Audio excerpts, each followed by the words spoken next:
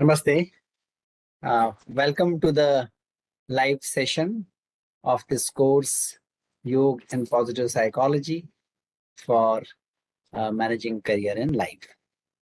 I am in receipt of some of your questions. I have arranged those questions in a way which I think is the most appropriate way of arrangement in terms of the coverage of the different topics and relevance of those in our personal and professional life. So I will be taking these questions one by one. In between, I also have access uh, to the live chat, and after taking these questions, whatever questions are posed during this session itself, those sessions also will be taken. So the first question I take uh, is what is the benefit I can expect in my life after doing this course?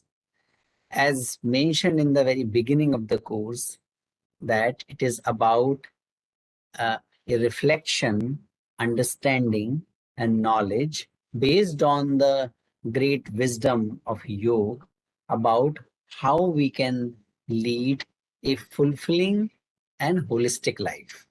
Actually, if life is not holistic, that means if life is not uh, addressing all our drives, uh, which is not aimed at, which is not fulfilling all the four purusharthas or the major objectives of life, it cannot be called fulfilling. Generally, you cannot experience life as a fulfilling event if we are not able to follow all the four objectives described in the yogic tradition. And those four objectives or purusharthas or pursuits are artha, meaning ability to acquire the material wealth, dharma, ability to live our life in harmony within and harmony with our surrounding, uh, calm, ability to fulfill, experience our sensuous pleasure in the limitations, uh, in the overview, in the governance of dharma, and moksha, our ability to transcend our limited identity, limited belief to infinite identity. So moksha is also one of the purusharthas.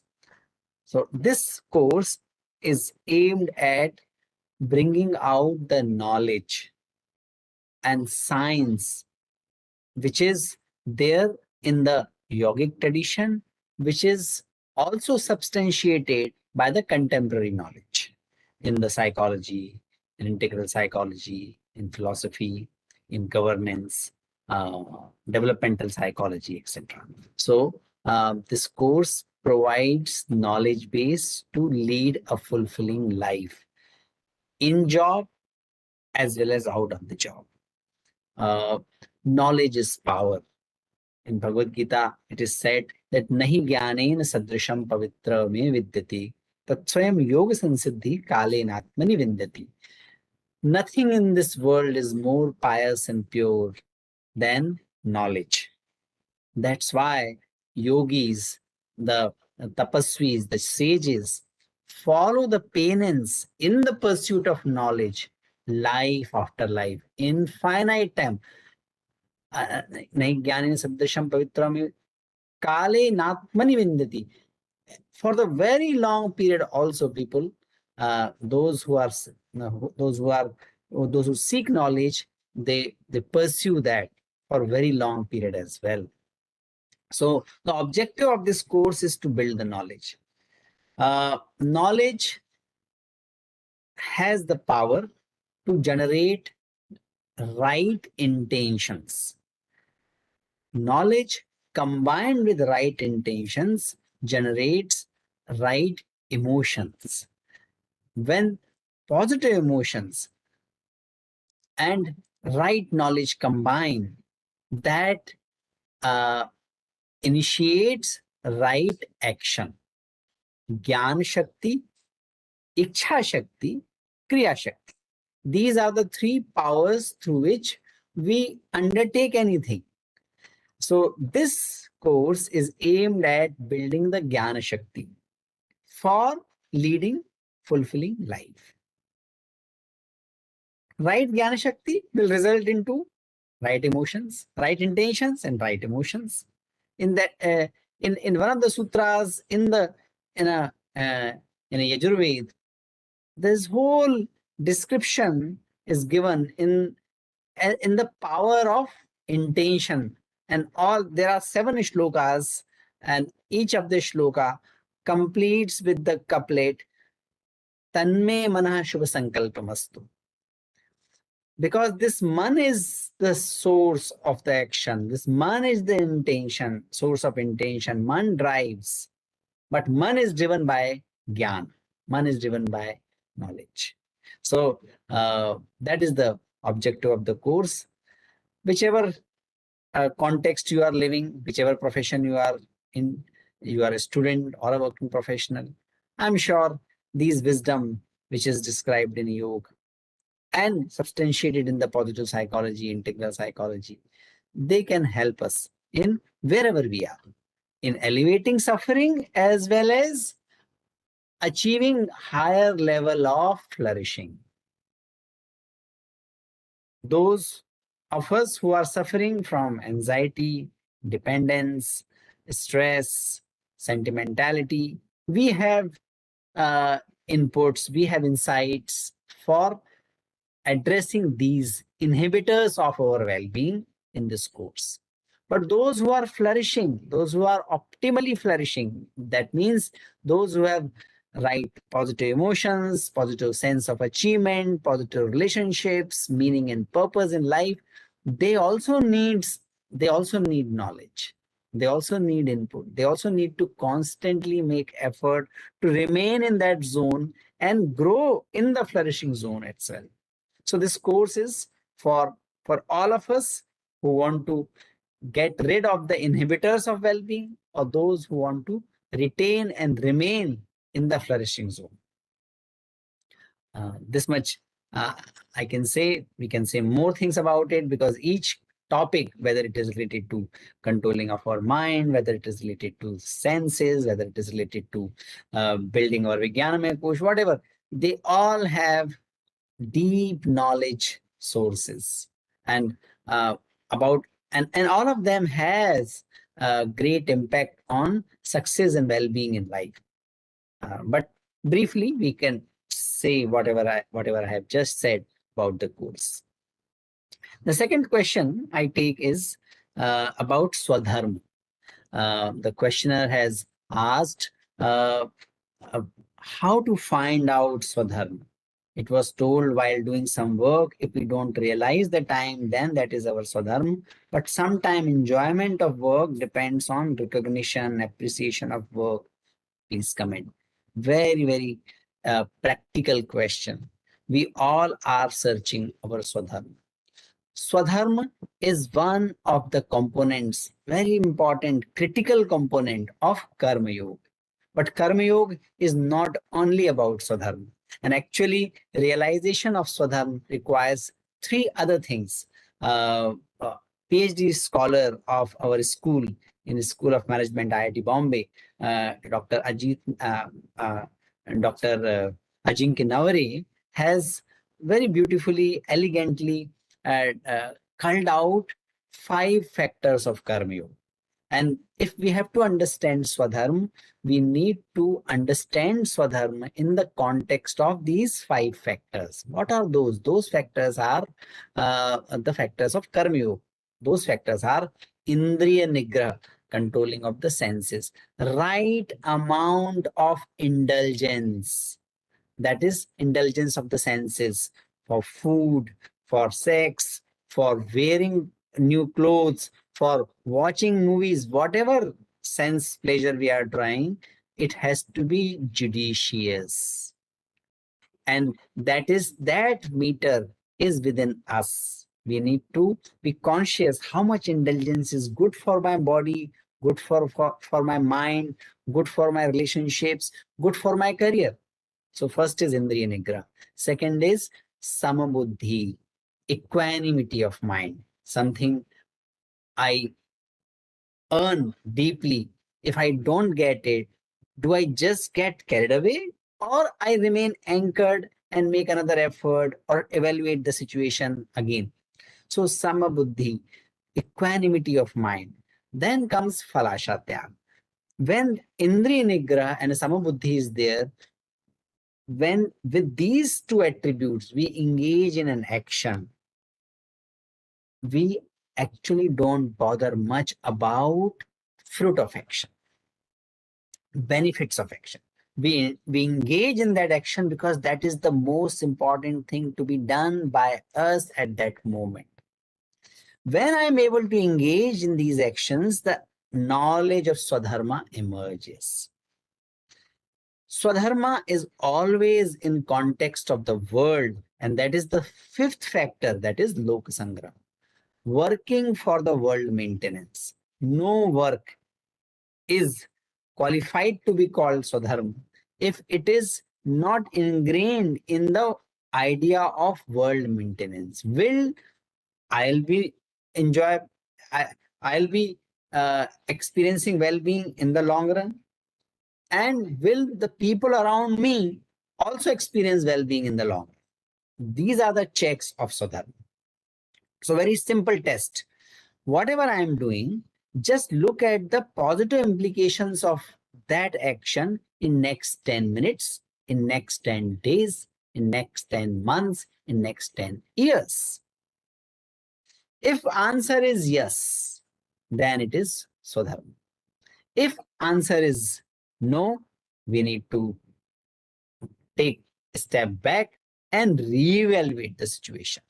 So Swadharma has to be understood in the context of sense control of the senses, that is Indriya Nigra, Samabuddhi, which is equanimity of mind, Falasha Tyag, engaging in action not for the sake of benefit, but for the sake of action itself. Based on that, our Swadharma emerges.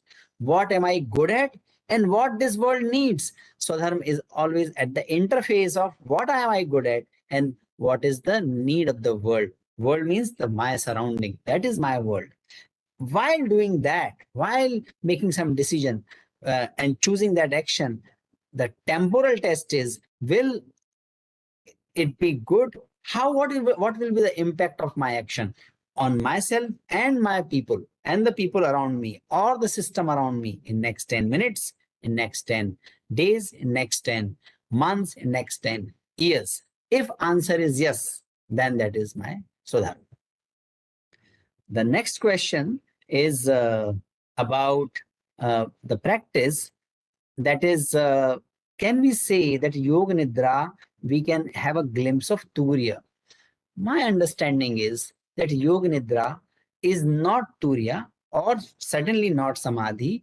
It is closest to Pratyahara. The Bihar School of Yoga, Munger, those books are referred in our course, and we have followed those. Swami Niranjananji has mentioned somewhere that Yoga Nidra is a practice for Pratyahara, enfolding our senses within. The senses which go out, keep going out, seeking pleasure, they have to be enfolded. Kutastha Kuru Karmani, Bhagavad Gita says, as the uh, as the uh, uh, the Kutastha, as the जिसको हम कहते हैं कछुआ हिंदी में, they enfold their senses and their appendages within, under its shell. Tortoise enfolds its appendages under its shell. In the same way, yogi enfolds its senses. Otherwise, they are constantly unfolding outside. We have to enfold within. That is Yoga Nidra. So that is closest to Pratyahar. Turiya, the glimpse of Turiya, in my understanding and experience, can be is realized for few seconds at least by numerous thousands and thousands of practitioners, at least in 3 practices. I'm sure there are so many practices and so many practitioners must have experienced the Turiya, the fourth stage, which is beyond the sleep, dream, and wakefulness, Shunya meditation, which is taught by the inner engineering uh, Pujya Sadguru Jaggi Vasudev's organization. They teach Shunya meditation. I think that makes people have a glimpse of Turiya. Sahaj meditation of Art of Living Foundation, which they teach after doing the basic course. That also is actually Sahaj meditation can be learned without going through the basic or happiness course of Art of Living. That also, I think, result into the glimpse of the Turiya and transcendental meditation. That is my understanding. This is cognitive understanding as well as experiential understanding. But if any gurus who are hearing this, they wish to correct me, I'm willing to be educated and to be corrected. But that is my understanding. So Turiya is not experienced in the Yoga Nidra is closest to Pratyahar, not the Turiya is experienced there. Turiya, though, can be experienced in Shunya meditation, Sahaj, and transcendental meditation, at least for few seconds. Uh, uh, the next question is about ignorance is bliss, it is said.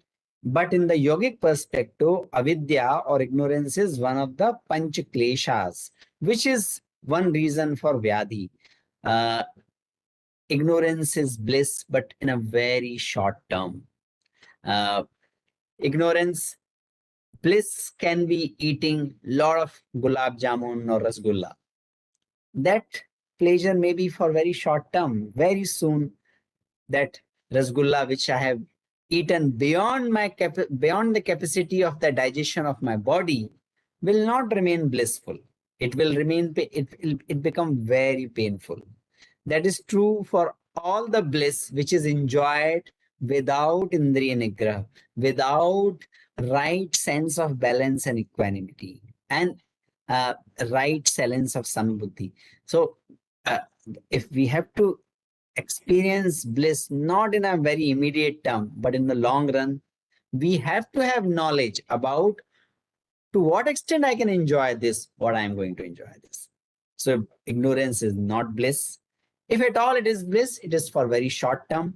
The long term impact of action arising from ignorance is painful to myself and the people around me and the system around me. That's why Vidya is something to be pursued, and avidya, ignorance, have to be dispelled. And avidya is the reason for vyadhi. If you look at around yourself, look at all the vyadhis, you look at physical vyadhis. Most of the disease burden in the current times, even in India, which is not yet the developed countries, is related to lifestyle related diseases, non-communicable diseases. These constitute the biggest disease burden of our time, and lifestyle diseases are primarily because of avidya, primarily because of not following the discipline of sleep, discipline of food, discipline of rest, discipline of work, discipline of dinicharya, ritucharya. If we follow these things, if we are aware of these things, if we have the knowledge about these things, we will follow. And if we do not follow, that is called pragyaparad. Because of this pragyaparad, non-communicable diseases are constituting the biggest burden on the health system. So we cannot say that ignorance is bliss. Ignorance is causing a lot of disease burden at the physical level. Similarly, ignorance causes burden at the emotional level, at of course at the intellectual level. So ignorance is not bliss. Avidya has to be dispelled. In personal and professional life, we have different duties which should be given preference. We have to optimize. We need not to, actually human beings do not maximize their utility. Human beings optimize their utility.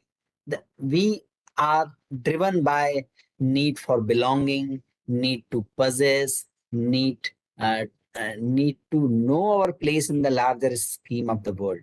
We have to optimize. We need not to, and we actually cannot maximization of any drive, whether it is to possess, whether it is to hold, whether it is to belong, whether it is to just find meaning and purpose and the place in the larger scheme of things. We cannot live a fulfilling life. So we need to look at the optimization function. We need to look at the balance, how we can balance it. Balance the, what is the right balance, what the personal and professional, that depends on my station in life. Look at the age, look at the family condition, look at the societal needs. In that, what preference, what should be given preference, what deserves more time. Suppose I am a college going student, this is my time to build my capability so that I can build my career. At that time I may look at so many social evils, I may feel uh, upset about it, but then I need to make a decision. Will getting education, completing my education, make me competent, and will that, with that competence combined with the authentication and legitimacy which comes with the degree, will that be more helpful to address some of the social issues and problems which are bothering me? If that is so, then i can I can park that problem for some time, or I can do little bit, I can spend less time on that and spend more time my competence building, which is the which I pursue in the form of in the setting of education. So not ignoring other needs, not ignoring personal life and professional life. We need to look at what is the station, what station of life we are in, what deserves more attention. If I am building career, if if that is going to have the long term implication, I need to focus more on profession. But that doesn't mean that I remain oblivious from the professional, from the personal life. For that, I need to take out time, I need to apply the creative faculty so that spending less time I can fulfill my duties. So that is the uh, uh, this is my understanding of the professional life and personal life. It is like riding bicycle. When we ride bicycle, how do we ride? when when we tilt more towards right side, we turn towards left, and when we are turning more towards left, instead of falling down, we turn towards right. This is the balance I need to experience within, I need to follow within, and this is the way we can balance the personal and professional life. Uh, Human is a social animal. Its happiness depends on surrounding people's well-being, which keeps on affecting our well-being. How to handle that? Of course, social animal, human being is social animal, and we need the life we experience is actually a matter of exchange. We are constantly exchanging resources and information with our surrounding. So we are responsible for ourselves, accountable for our body, mind. We are also accountable for the well-being of the people around. Again, the idea is, how do we handle this? We handle it at the right balance. Uh, we need to maintain the right balance of our own well-being and the well-being of our surrounding. The next question comes at times is, I want to do much more for the society and for my surrounding, but I'm not able to do that. Because if I go further, my own well-being suffers. So what is the answer? The answer is, I need to work to enhance my capability.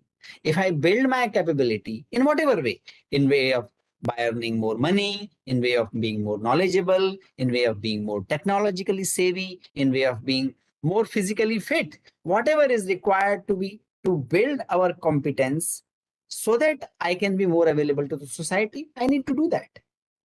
In that process, we can keep enhancing our capability to take care of ourselves and also take care of our surroundings. But we must remember that well-being can be taken care of by considering both the factors, individual as well as societal factor. But we need to keep working on enhancing our capability. How to enhance our capability? Enhancing capability is enhancing our physical capability, maintaining our physical activity, energy levels, manomaya kosh, which is emotions, building our and sharpening our intellect. For that, so many interventions are discussed in the course. So, and they are there in our in the contemporary and the traditional knowledge system. So we need to follow that and work around it. Difference between asmita and self-esteem. This example is given. Asmita is identity. Self-esteem is recognizing our worth. These are two different things. Identity is at the two levels. Level one is, which is fleeting identity. I am at one point, I was young, I am growing old. If that is the situation, I need to accept. I cannot cling on my youth as an identity, even when I am not young anymore. I want to cling to that identity of youth. That is asmita. But I am recognizing that youth has its own power, but growing up and an old age or the middle age also has its own power. They are of different kind. In the youth age, we have more physical ability. We have probably more emotional capability because our body can handle more intense emotions. But as we grow older, our capability of wisdom, our capability of understanding people, situations, that also grows. So recognizing that I have those capabilities which I have gained in last in the process of my life. That is self-esteem. But clinging to that old identity of being young, that is asmita. This is one example. At the conceptual level, asmita is identifying with ourself, which is not permanent self, which is not immediate, which is not here and now, which is not permanent. Identifying with that is asmita, and self-esteem is whatever I have, respecting that. Whatever capability I have or wealth I have, respecting that, acknowledging it. Whatever knowledge I have, acknowledging it, acknowledging my gurus through whom I have gained the vidya, I have gained the knowledge. So that is self-esteem.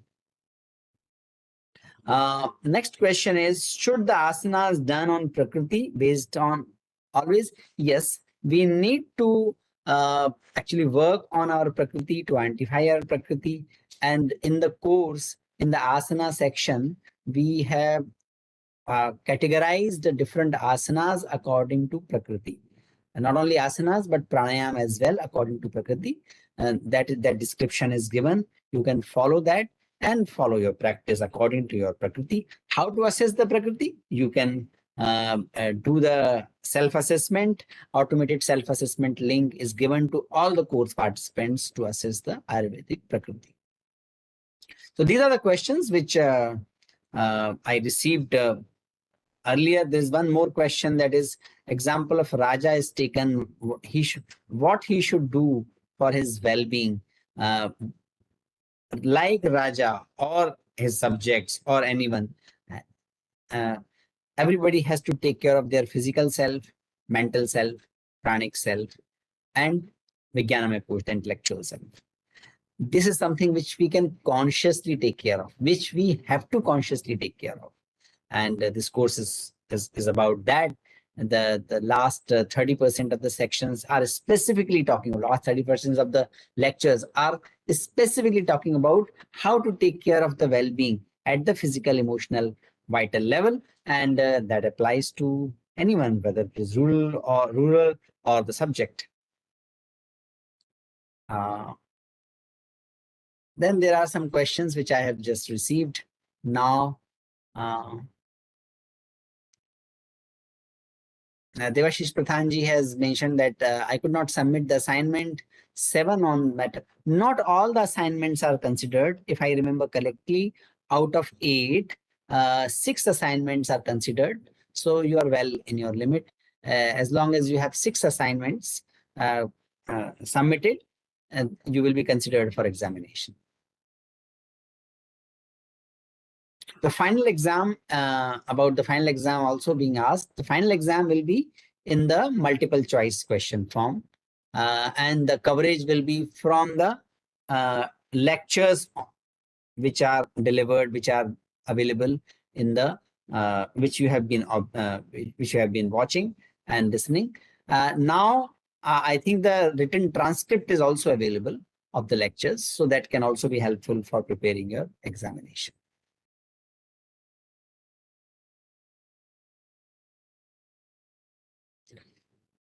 So these are the questions I received before and just now. I think all these questions are addressed. Nonetheless, if you have any other question, the discussion forum is still open. It will remain open. You can post the questions there as well. So thank you very much.